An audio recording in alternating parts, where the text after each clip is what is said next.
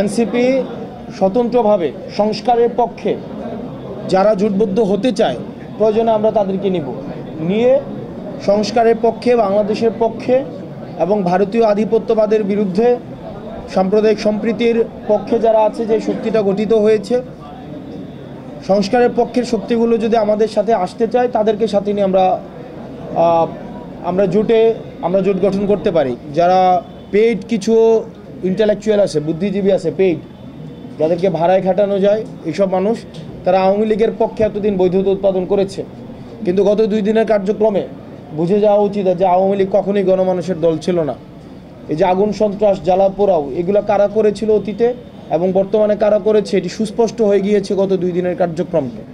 যারা ফেসিবাদ বিরোধী ক্রিয়াশীল যে রাজনৈতিক দলগুলো রয়েছে, সেই রাজনৈতিক দলগুলোর ঐক্যবদ্ধ হওয়ার কোনো বিকল্প নেই।